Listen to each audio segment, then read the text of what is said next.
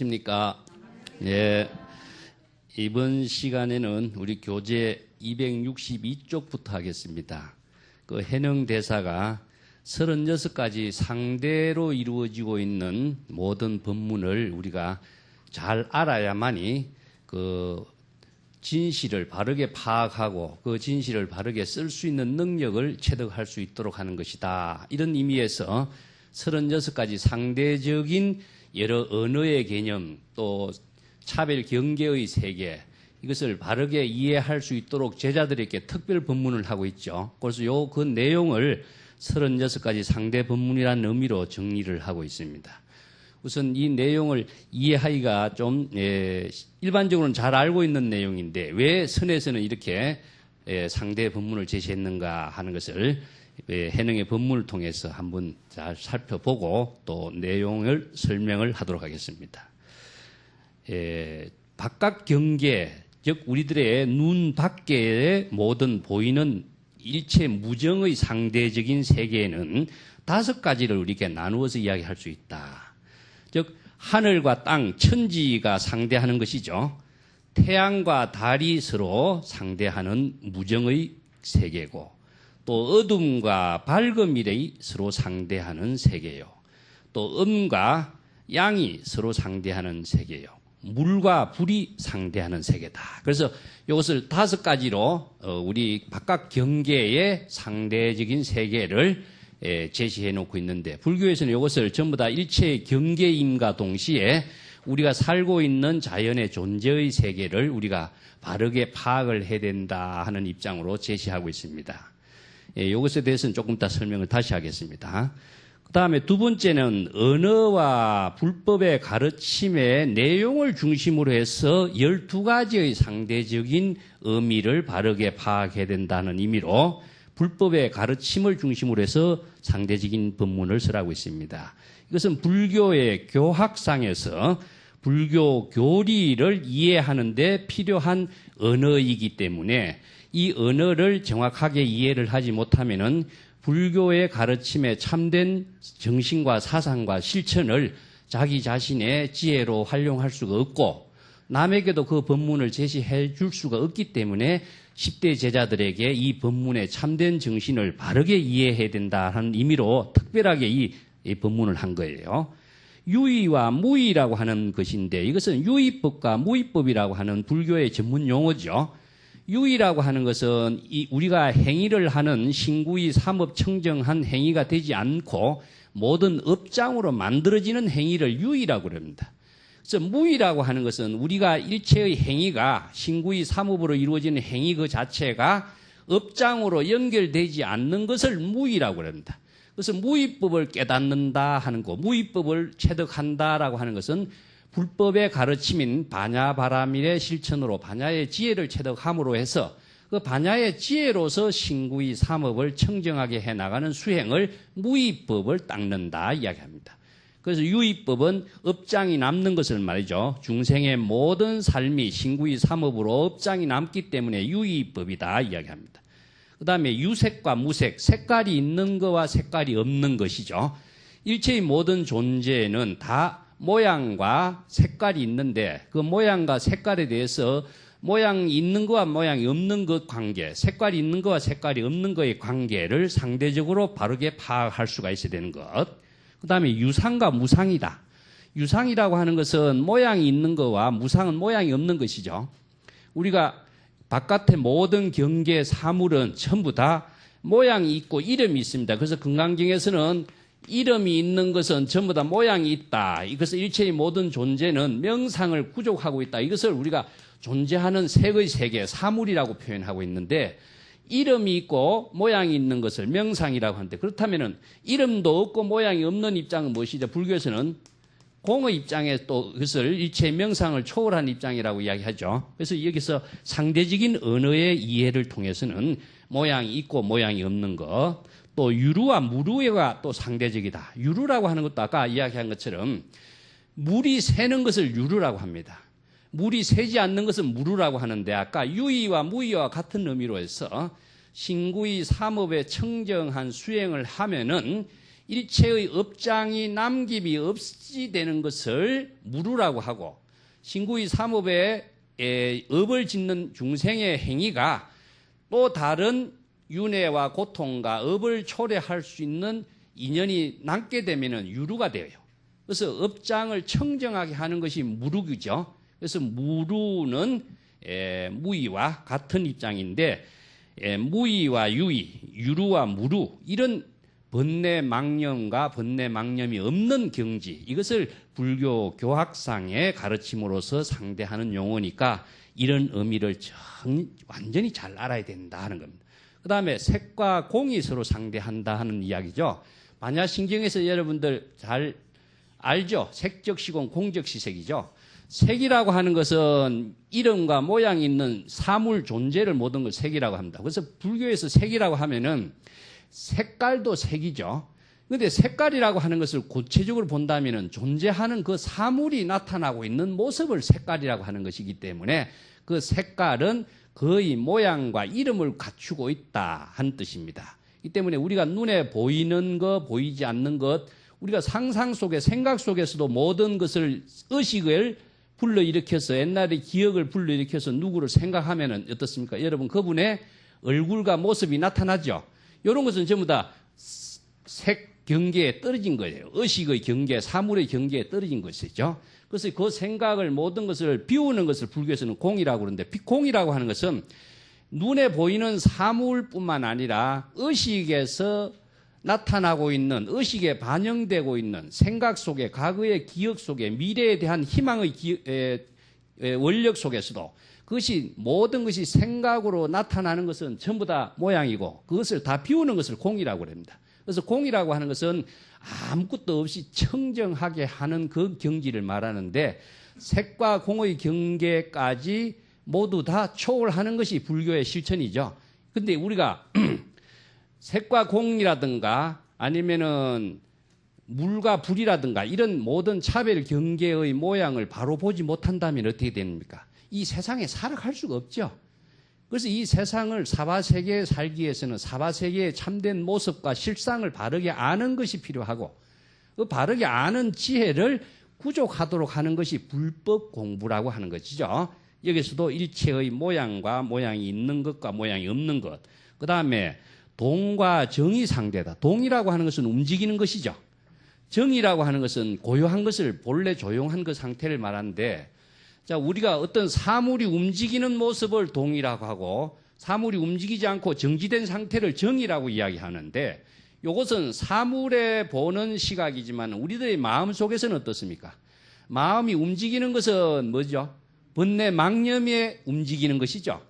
까지 생각을 하는 것 자체는 번뇌 망념에 움직이는 것이고, 마음이 움직이지 않는다는 것은 본래 고요 적정, 열반 적정의 경지를 정이라고 이야기합니다. 그래서 이런 경지를, 자, 마음이 움직이는 상태와 움직이지 않는 본래의 상태를 우리가 바르게 마음씀의 작용을 판단해야 자기가 마음이 움직이면서 일어나는 번뇌 망념을 어떻게 해서 본래 고요 적정의 세계를 만들어 갈 것인가 하는 것을 바르게 알지 못한다면은 자신의 본래 깨달음의 세계를 만들어 갈 수가 없기 때문에 이런 상대적인 모든 차별 경계를 바르게 이해해야 된다 하는. 또 청이라는 것은 맑은 것이고 탁이라고 하는 것은 흐림이 있는 뜻입니다. 물을 떠놓고 물이 고요하게 있을 적에는 물의 수면의 바닥까지도 환히 다 들어 보이는 것이 맑음이라고 하고, 흙탕물이 되었을 적에 물이 혼탁해지면은 바닥에 어떤 사물이 있는 것이 전혀 알 수 없는 모습이죠. 이런 것을 청과 탁의 분류, 상대적인 입장으로서 이야기하는 것이고, 또 범부와 성인이 상대적인 것이다. 범부라고 하는 것은 중생을 모든 범부라고 이야기하는데, 중생을 왜 범부라고 하냐면은 범속한 지혜와 삶과 인격에서 벗어나지 못하죠. 그래서 범속한 삶과 지혜와 인격을 벗어나서 본인이 성스러운 지혜와 인격과 삶을 이루도록 하는 것이 모든 성인들의 가르침이요, 모든 종교의 가르침입니다. 그런데 불교에서는 이 범과 성을 둘로 나누어 놓지만은 범부의 경계는 어떤 경계냐, 성인의 경계는 어떤 경계냐, 이것을 우리가 불교에서는 중생의 세계와 부처의 세계로 나누어 놓고 있죠. 근데 부처의 세계를 체득하기 위해서 범부의 세계를 멀리 피하는 것이 아니라 범부의 세계 가운데서 성인의 세계까지도 이룰 수 있는 경지를 제시하는 것이 불법인 것이기 때문에 불법의 근본 정신은 범부의 세계가 어떻고 성인의 세계가 어떻다라고 하는 사실을 불교의 바른 가르침을 통해서 바르게 제시하고 그 범부의 경지나 성인의 경지까지 모두 한꺼번에 초월해서 이 두 가지 어떤 경계에도 끄달리지 않는 반야의 지혜로 작용할 수 있는 능력을 갖추도록 제시하는 것이 남종동교의 법문이었습니다. 그래서 이것을 우리가 그 초월의 삶을 살기 위해서는 그 본질적인 현상의 모든 사바세계의 상태를 파악하지 못하면은 초월의 삶을 살 수가 없기 때문에 이런 상대적인 법을 바르게 알고 바르게 설할 수 있도록 하라는 이야기입니다. 또 출가한 사람을 성녀라고 하고 재가에서 생활하는 사람을 속이라고 이야기하는데 성과 속의 관계도 잘 알아야 되고 나이가 많은 사람과 나이가 젊은 사람의 노소의 관계도 알아야 되고 크고 적은 관계도 알아야 되고 길고 짧은 상대적인 관계도 알아야 되고 높고 낮은 모든 존재의 그 현상 세계를 바르게 볼 수 있는 상대적인 안목도 갖추어야 한다. 이것이 이제 불교 용어 교학상에서 여러 가지 제시되고 있는 여러 차별 경계의 세계를 바른 지혜로 볼 수 있고 바르게 인식할 수 있는 능력을 갖추도록 하기 위해서 이것을 몇 가지로 제시해 놨습니다만 이 말고도 상당히 많은 차별 대상 경계가 있죠. 이것을 이제 그 중요한 것만 36가지 내지 37가지로 여기 제시하고 있습니다. 세 번째의 상대적인 차별 세계로 제시한 것이 자성의 작용에 대해서 여기 19가지 그 상대적인 세계를 제시하고 있습니다. 여기 정과 사라고 하는 것은 마음이 바르게 쓰는 것과 마음을 삿되게 쓰는 것에 대해서 정과 사. 그러니까 정법과 사법이란 말도 쓰죠. 우리가 정법을 따라야만이 바른 좋은 인연을 맺어가는데 사법을 따르면 어떻습니까? 나쁜 인연, 삿된 길로서 우리들의 삶의 인연이 맺어지는 것이기 때문에 정사를 판단할 수 있는 능력이 없으면은 지혜가 구족되지 않으면은 내가 바른 길인지 삿된 길인지 정법을 따르는 것인지 사법을 따르는 것인지 스스로의 미혹에 떨어지게 되겠죠. 그래서 이러한 정사를 판단할 수 있는 능력이라든가 아니면은 어리석음과 지혜의 관계가 상대적인 것, 또 어리석음과 지혜를 중국 한문에서는 이렇게 따로따로 나누어 놨지만 우리들은 지혜 이 자체를 그냥 함께 이해하기 때문에 바로게 글자로 보면은 요 우와 지의 상대, 치와 해의 상대적인 입장으로 제시한 겁니다.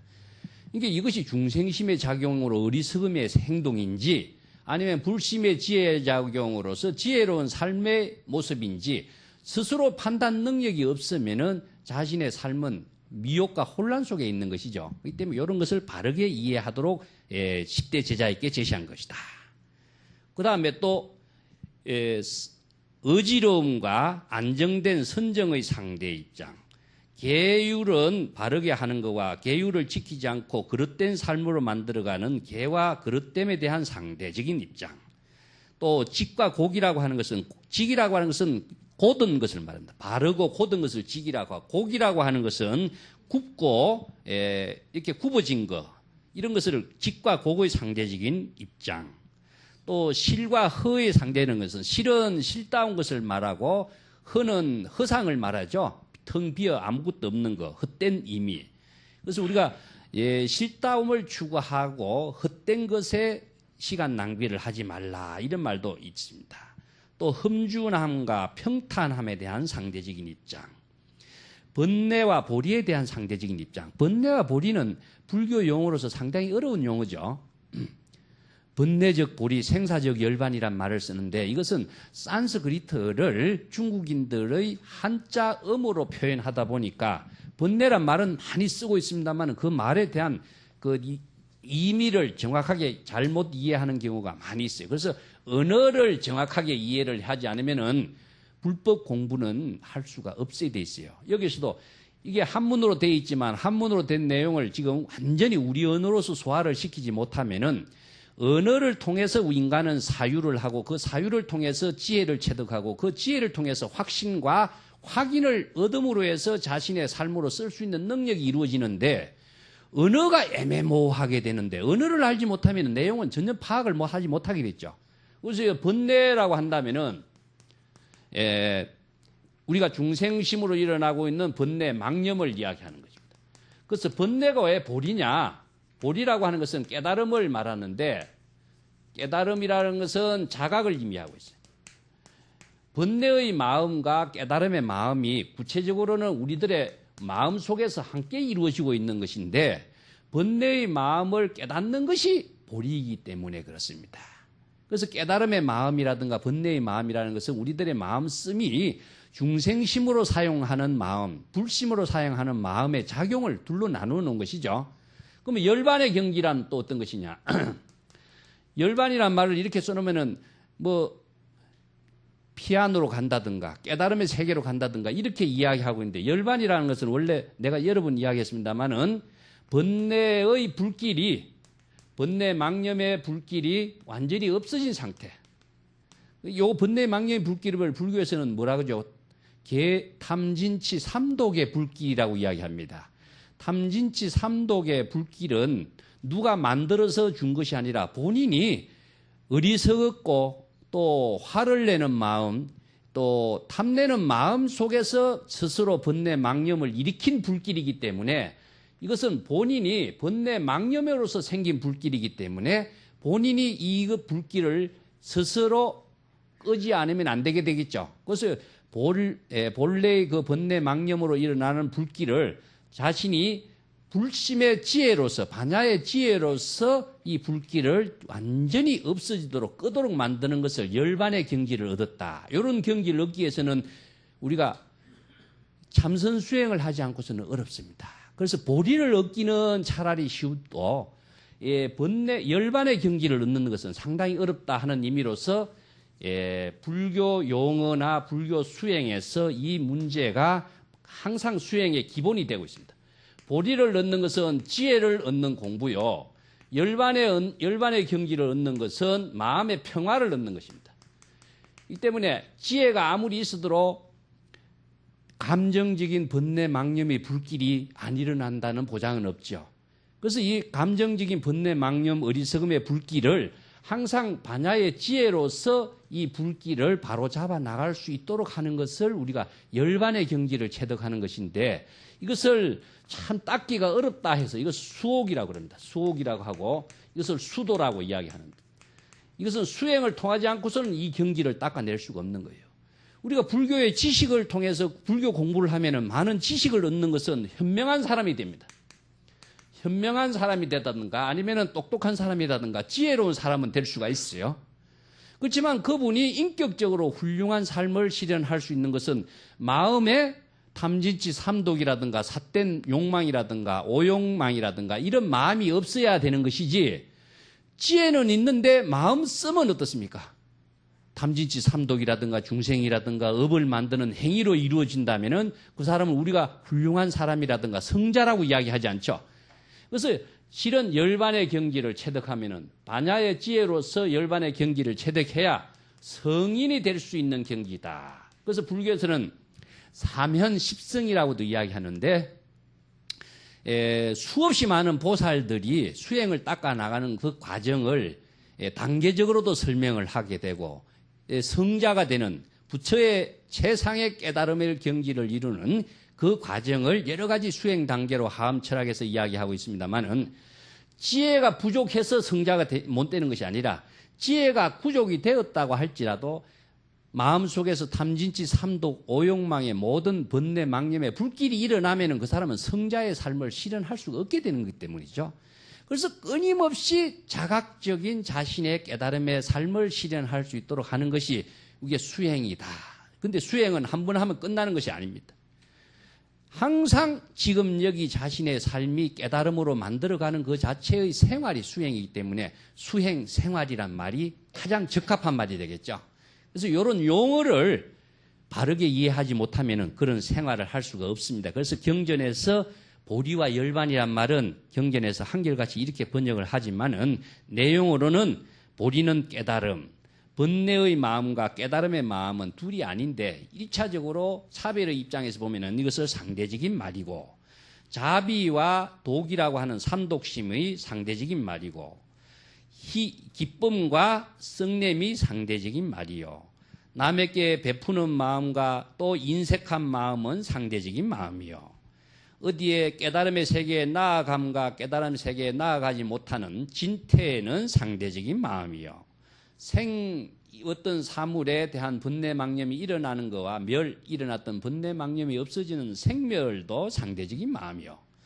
또 상과 무상이 상대. 상이라는 것은 영원한 존재라고, 무상은 영원하지 않는 시절 인연에 따라서 사물이 일어났다 없어지고 생사의 무상의 세계가 상대적인 마음이요. 이런 것이 전부 다 상대적인 세계로 이루어진 사실을 지금 정확하게 바르게 판단해서 알아야 한다. 또 여기에 조금 빠졌습니다만은 법신과 색신도 상대적인 것이요. 화신과 보신도 상대적인 것이고 또 체와 용도 상대적인 것이다. 이 체와 용이라든가 성과 상이라든가 아니면은 이와 사라든가 뭐 생사나 열반 생멸이라든가 이런 말들은 불교를 공부하는데 상당히 중요한 언어들입니다. 여기서 상대적인 언어로 사용되지만은 이 한마디 한마디의 내용은 불교 전 사상을 다 내포하고 있는 말들이기 때문에 이것을 정확하게 알지 못하면은 불교 공부는 자신의 지혜와 인격과 사상으로서 만들어 가질 없죠. 그래서 이제 여기서 10대 제자들은 이러한 내용 하나하나에 불교의 수없이 많은 경계나 마음속에 일어나는 변내 망념의 세계라든가 아니면은 일체 사물을 보는 판단할 수 있는 능력의 문제라든가 이것을 다양한 입장에서 상대적인 세계를 바르게 판단할 수 있도록 이 제자들에게 제시하고 있는 겁니다. 이것은 전체적으로 본다면은 36가지 상대적인 법문은 중생이 살고 있는 이 차별 경계 세계를 종합했다고 이야기할 수가 있죠. 그래서 우리 인간이 존재하고 있는 이 사바 세계의 모든 세계는 차별 경계 대상 세계 속에 살고는 있습니다.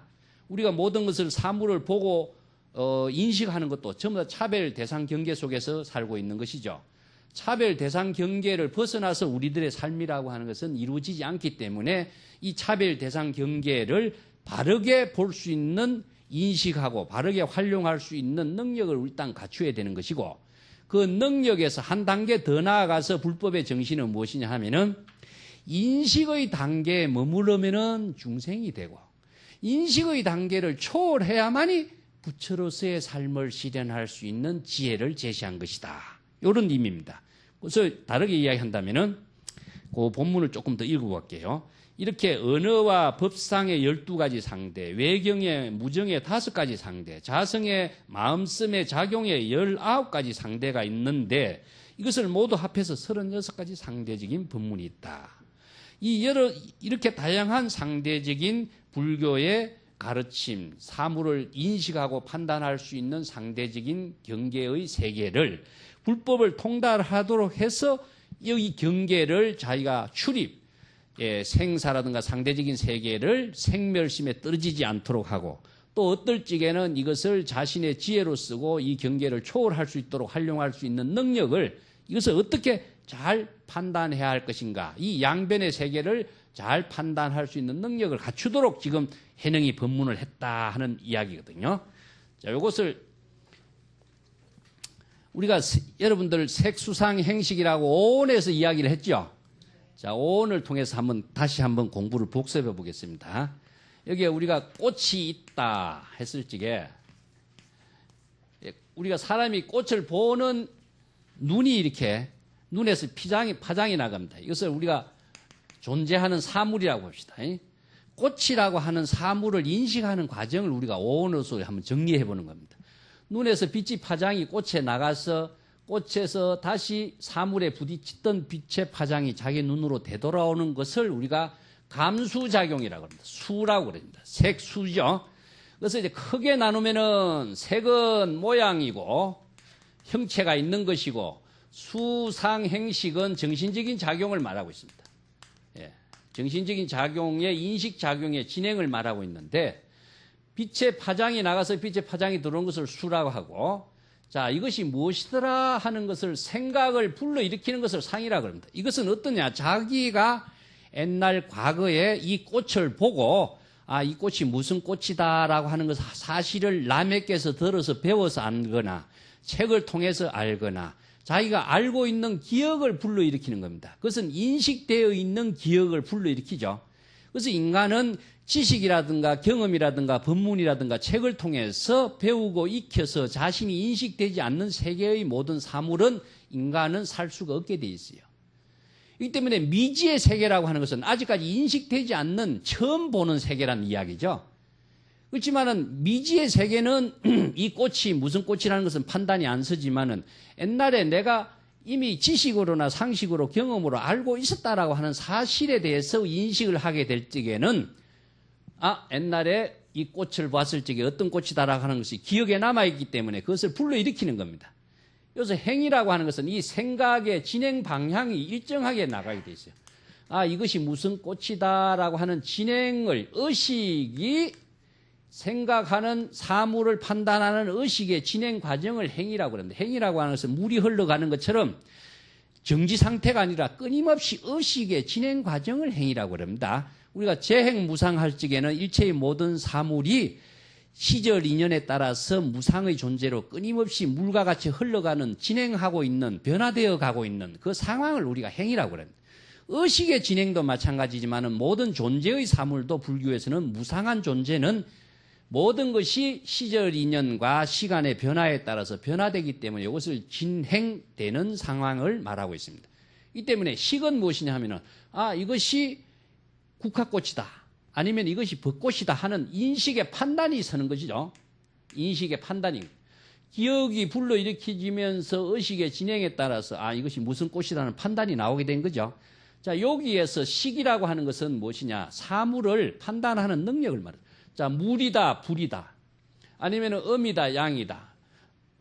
밝음이라든가 어둠이라든가. 아니면 높고 낮음이라든가. 길고 짧음이라든가. 우리가 불법의 정신에서 볼 적에 체와 용이라든가 아니면 어리석음과 지혜 있는 사람이라든가 이것을 판단할 수 있는 능력을 객관적으로 판단 능력을 갖추는 것을 무엇이냐? 우리가 인식이라고 합니다. 인식. 인식하다. 이런 말로 쓰죠. 우리가 사물을 바르게 인식을 하는 이유는 사물을 인식하지 않고서는 사물의 모든 상황과 도구를 우리가 사용할 수가 없기 때문에 그렇습니다. 만약에 어떤 사람이 뜨거운 물을 갖다 놓고 발을 담그려고 했을 적에 물이 뜨거운 사실을 알고 모르고 발을 담그면 어떻게 되겠죠? 발이 되겠죠. 이런 것처럼 모든 사물을 사용한 데는 사물을 사용할 수 있는 인식과 판단의 능력이 있어야 되는데 그 인식 판단 능력을 갖추지 못한 사람은 자기의 모든 화를 당하게 되고 업을 짓는 행위로 떨어지고 어리석음에 떨어지게 되겠죠. 그래서 이러한 상황을 바르게 파악할 수 있도록 하는 인식의 구조를 불교에서 바르게 제시하는 것은 지혜를 쓸 수 있는 기준으로 삼는 겁니다. 이것은 인식을 한다라고 하는 것은 중생심으로서 작용하고 있는 것은 인식의 세계입니다. 인식의 세계라고 하는 것은 상대적인 세계이기 때문에 사물을 인식한다든가 의식을 인식한다든가 어떤 사람의 이름과 모양을 인식한다든가 것은 상대적인 세계죠. 눈에 보이지 않더라도 과거의 기억을 인식한다라고 하는 것도 의식의 대상 속에 나타나는 상대적인 세계입니다. 이것은 중생심의 세계예요. 상대적인 세계는. 자, 이어서 높고 낮음이라든가 생과 사라든가 이런 것은 상대적인 분별 인식의 세계는 이것은 중생심의 세계예요. 그래서 인식을 하는 것 자체는 사바세계에 살아가는데 반드시 필수 요건인 것은 사실이지만은 인식의 상태로만 사는 것은 중생심의 업과 연결된 생활이 돼요. 그래서 불교에서는 왜 그러면 이런 6조 해명이 36가지 상대 법문을 통해 복잡하게 이야기하느냐 하면은 이 모든 상대적인 차별 세계를 바르게 인식하고 인식에서 초월할 수 있는 지혜를 제시하기 위해서 그래요. 자, 이것을 우리가 중생심의 세계를 사바세계라고 한다면은 중생심에서 불심의 세계로서의 전환해서 살 수 있는 지혜를 우리가 법계라고 합니다. 법계. 법계의 깨달음의 세계에 살 수 있는 깨달음의 세계로 살 수 있는 인연과 길과 방향을 제시하기 위해서는 중생심으로 인식되는 이 세계에서 불심으로 살 수 있는 이 세계로 전환시킬 수 있는 법문을 제시한 것이 남종 동교 최상승의 법문이었죠. 이 최상승의 법문은 그러면 어떻게 이루어졌는가 하는 겁니다. 자, 여기에서 높고 낮음, 길고 짧음, 범부와 성인, 조용함과 시끄러움, 이 세 개를 모두 중생심으로 보면은 차별의 세계로 나누어지지만 불심으로 볼 적에는 이 차별의 세계를 모두 다 비워야 되겠죠. 이것이 반야의 지혜를 가지고 깨달음의 생활하는, 불심의 지혜로 깨달음의 생활하는 법문이에요.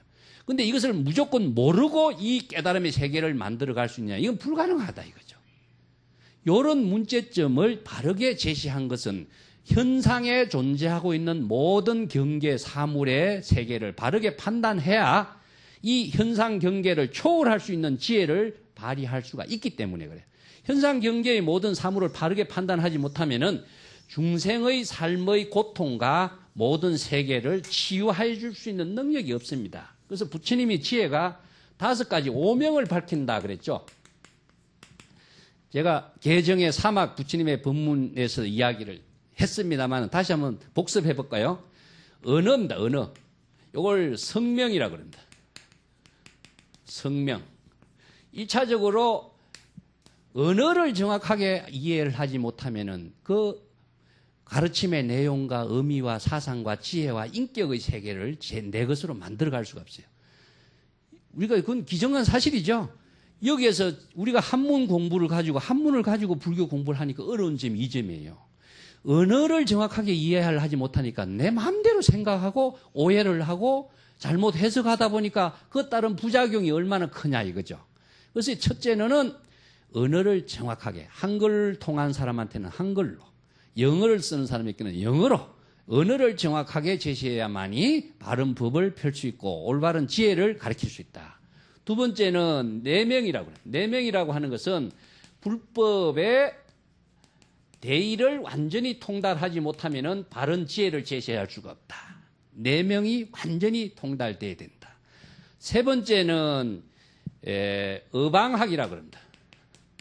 어방명이라고 그러는데 어방명이라고 하는 것은 무엇이냐 하면은 의학적인 모든 지혜를 구족하는 것을 어방명이라고 그래요. 이것은 어떤 의미냐 하면은 중생심의 심병이 무엇이냐, 아니면은 뭐 육체적인 병까지도 포함되면 더 좋겠죠. 배가 아플 적에는 왜 아픈가 알아야 되겠죠. 마음의 병이, 중생심은 어떤 마음의 병이 들었는가, 이걸 판단할 수 있는 능력이 없으면 중생을 구제할 수 있는 바른 인연을 제시해 줄 수가 없게 돼 있습니다. 그렇기 때문에 어방명, 중생의 모든 고뇌와 마음의 병이 무엇인가, 이런 것을 정확하게 판단해서 제시해 줄 수 있는 것.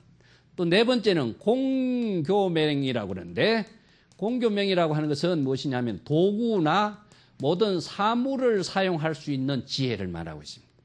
우리가 이 세상을 살아가려면 어떻습니까?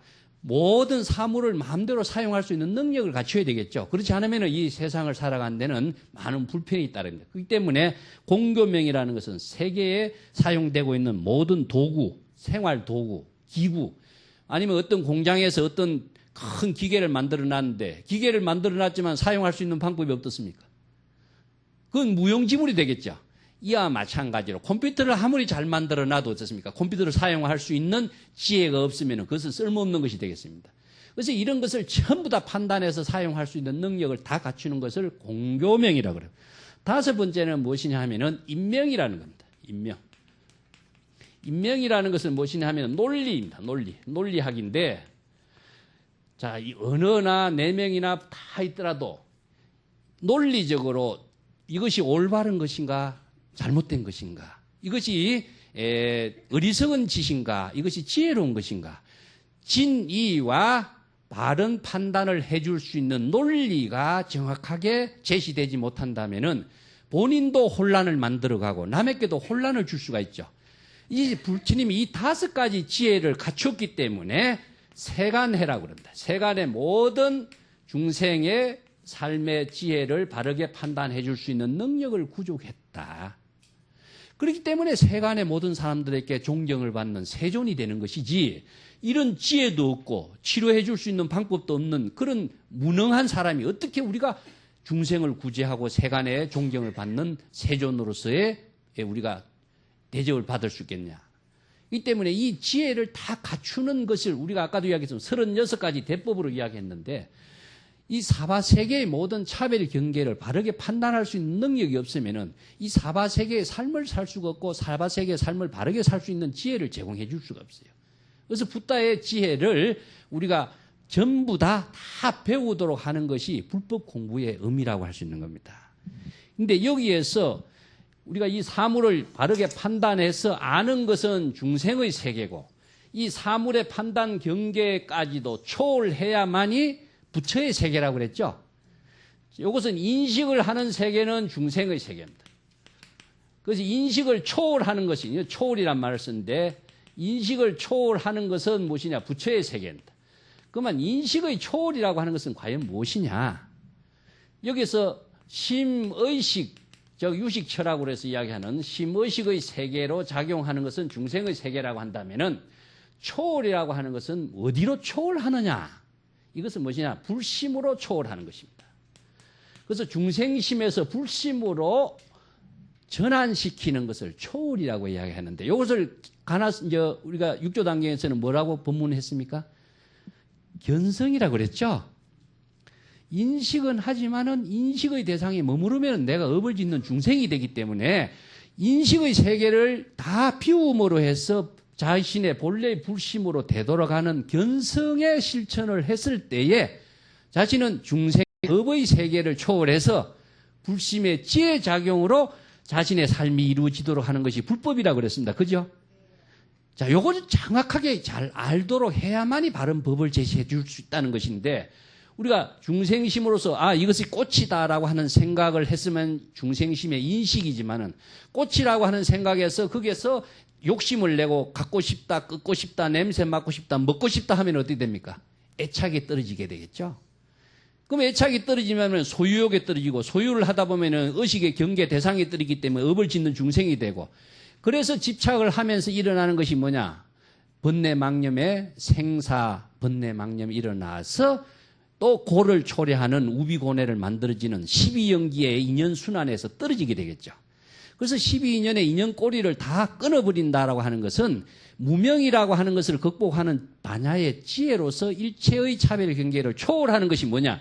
인식은 하지만은 인식에 머무르지 않고, 인식에 떨어지지 않고, 인식에 집착하지 않고 본래의 자기의 마음으로 깨달음으로 되돌아가는 거예요. 이것을 우리가 견성이라고 하는데, 본래의 마음으로 되돌아가는 상태는 정지 상태가 아니라 그랬죠. 그러면 본래의 마음으로 되돌아가는 상태에서는 삶이라고 하는 것은 어떤 것이었습니까? 항상 지금 여기에 자기의 일로 되돌아가는 것이 불심으로 되돌아가는 삶인 겁니다. 불심이라고 하는 어떤 상태의 모양이라는 것이 없기 때문이에요. 그래서 이것을 다른 말로 한다면 불심의 지혜 작용으로서의 자신의 삶이 만들어지도록 하는 것이 깨달음의 삶인 것이다 하는 거예요. 그런데 인식을 하지 못하면 옳고 그름이라든가 좋고 나쁨이라든가 선과 악이라든가 이런 판단의 능력이 없으면 어떻습니까? 자신이 미혹하게 떨어지고 착각을 하게 되고 혼란 속에 빠지게 되기 때문에 자기가 중생으로서의 업장에서 영원히 벗어나지 못하는 이런 한계가 떨어지게 된 것이죠. 이런 경계를 바르게 체득하도록 하는 그 법문이 36 상대적인 차별의 경계를 초월할 수 있는 법문이라고 할 수 있어요. 우리가 또 한 가지 또 잘 이해를 못하는 경우가 어떤 것이 있느냐 하면은, 제가 전에 한번 이야기했습니다만 어린애를 교육시키는 교계라고 하는 부분 내가 이야기했죠. 전문 용어로서는 교육을 잘못 시켜서 교육 잘못으로 인간을 못 쓰게 만든다 한 뜻입니다. 인간을 못 쓰게 만든다. 이것을 교괴라고 합니다. 교괴.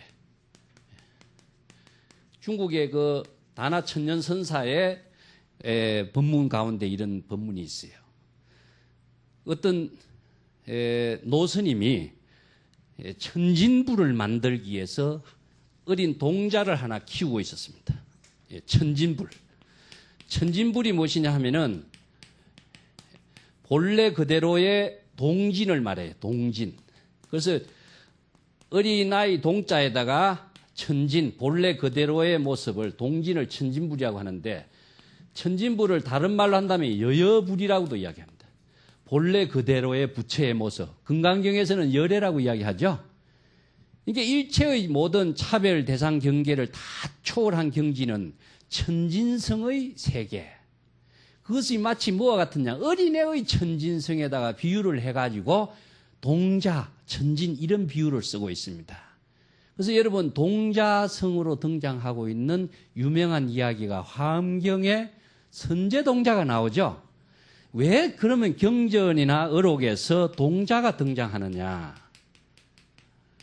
선제동자, 문수동자, 균제동자, 시부도에서 소를 찾아 나서는 그 목동의 동자, 수없이 많은 동자가 등장한 이유나 동자는 바로 천진 그 자체를 표현하고 있는 대상으로서 이야기하고 있기 때문에 그렇습니다. 그래서 이 동자를 어떤 노스님이 천진불을 만들기 위해서 동자를 교육을 시켰는데, 교육을 시킨 것이 아니죠. 어린아이들이 본래 천진한 그대로 두는 것이 부처가 되는 천진불을 만드는 것이라고 생각을 한 거예요. 그래서 이제 어린아이들하고 밥을 한 상에 먹고 어린아이가 버릇없이 해도 가만히 두고 있어. 그 어떤 객스님이 지나가다가 이제 그 동자의 하는 모습을 가만히 보고 너무나 이게 교육이 잘못됐다. 어른도 모르고 아도 모르고 선우도 모르고 노장도 모르고 고하도 모르고 정사도 모르고 어리석음과 지혜도 모르고 아무런 판단이 없으니까, 그죠?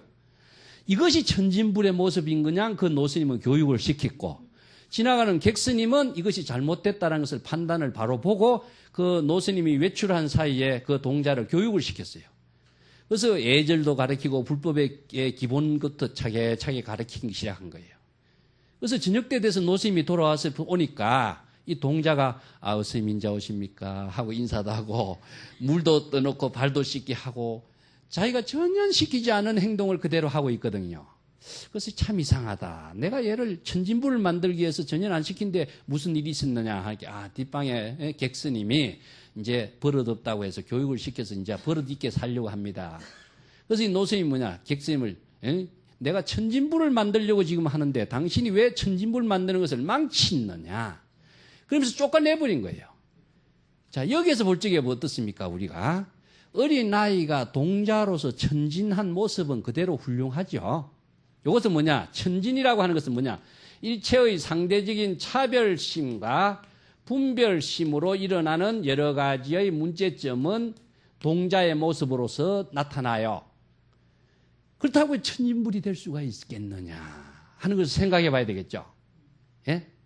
그래서 불법 공부를 하면서 지금도 이 착각 속에서 가만히 아무것도 안 하는 것이 무사한 선수행, 일이 없는 것이 그냥 동자처럼 천진불이 되는 경지의 수행이라고 생각해요. 자, 여기에서 문제점을 생각해 봅시다. 그래서 열반경의 영하의 행품에 보면 열애는 동자와 같다 이런 말로 천진불을 강조하는데, 어린아이들 그림이 뛰어난 그림을 그린 사람이 있죠. 뛰어난 것보다도 천진한 그 표현을 하는 그림이 있죠. 그래서 어른들이 어린아이의 그림을 흉내내갖고 조작적으로 어린아이식인 그림을 그려서 표현하는 경우가 많죠. 이것은 그런데도 어린아이의 천진성의 그림이 나타나지 않는 것은 무엇이냐, 조작된 천진성이기 때문에 안 그런 겁니다. 근데 어린아이의 그런 지혜가 훌륭한 부처의 지혜의 역할을 할 수 있겠느냐, 정과 사나 옳고 그름을 판단할 수 있는 능력을 갖춘 불법의 반야의 지혜에 작용할 수 있는 능력을 갖추냐, 그렇지 않죠. 어린아이의 천진성의 지혜라고 하는 것은 이원의 차별 경계, 두 가지의 상대적인 차별 경계나 상대적인 세계를 초월할 수 있는 반야의 지혜 작용을 쓸 수 있는 힘이었기 때문에 어린아이의 천진성은 쓸모없는 지혜예요. 그리고 연약한 것이기 때문에 아무런 응용 능력이 없어요.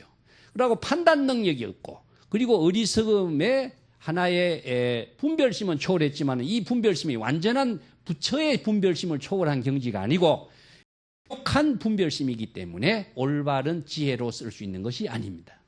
그렇기 때문에 여기서 천진불이라고 하는 말 그 자체는, 자, 옳고 그름, 범부와 성인, 정과 사땜, 이 모든 차별 현상 경계의 문제점을 바르게 판단할 수 있는 능력인가 동시에 그 판단까지도 초월할 수 있는 지혜작용을 쓸 수 있는 천진성의 그 모습이 여여불, 본래의 모습으로의 모든 사물을 보는 본래 면목의 지혜요. 본래 부처, 여여불의 작용을 천진불이라고 하는 것이지 판단 능력도 없는 어리석은 그 미혹의 상태를 가지고 천진이라고 하는 것은 이것은 불법의 사상을 전혀 잘못 이해하고 있는 것이다. 이런 점들을 불법 사상을 가지고 바른 지혜를 체득해서 제자들에게 가르치도록 36가지의 상대 법문의 본질을 이해할 수 있도록 지금 법문을 하고 있는 내용이라고 할 수 있습니다. 자, 오늘 이야기 마치고 다음 시간에 더 연결해서 살펴보도록 하겠습니다.